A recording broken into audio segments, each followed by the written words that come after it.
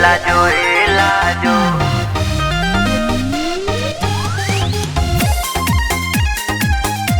तू घुमा ही पे के पलाजो लाजो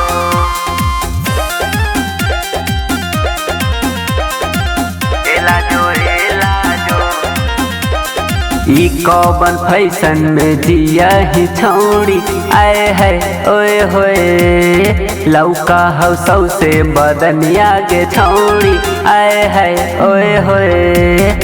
ई कौन फैशन में जिया ही छौड़ी लौका हौ सौ से बदनिया के छौड़ी जान मारे तो हर कजरा कटारी एलाजो एलाजो एलाजो एलाजो एलाजो तू घुमा ही पेनी के पलाजो एलाजो एलाजो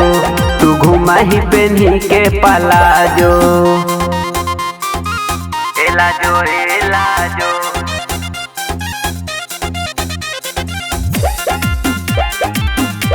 तू घुमा ही पेनी के पलाजो दहिया बुझाला रुआ के जैसन लागेला गाल मलपुआ नियन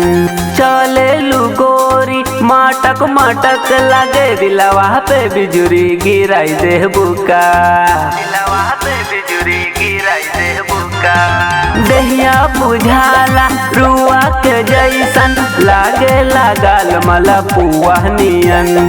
चले गोरी माटक माटक लगे दिलवा पे बिजुरी गिराई दे बुका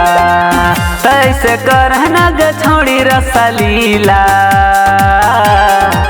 एलाजो एलाजो एलाजो एलाजो एलाजो एलाजो तू घुमा ही पेनी के पलाजो एलाजो एलाजो तू घुमा ही पेनी के पलाजो एलाजो एलाजो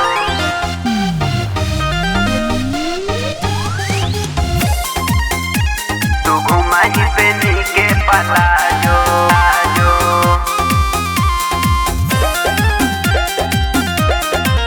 एलाजो एलाजो सज के सवर के मेकअप करके निकला ही जब तू बहरिया गोरी तोहरे निहार तोहरे के ताके लग जैतो तोहरा नजरिया गोरी लग जैतो तोहरा नजरिया गोरी सज के सावरी के मेकअप करके निकला ही जब तू बहरिया गोरी तोहरे निहार बीचे बाजार लग जैतो तोहरा नजरिया गोरी त जान मारे तोहर उठावा के ललिया एलाजो एलाजो एलाजो एलाजो एलाजो एलाजो तू घुमा ही पेनी के पलाजो एलाजो एलाजो तू घुमा ही पेनी के palazzo Krishna recording studio Delhi.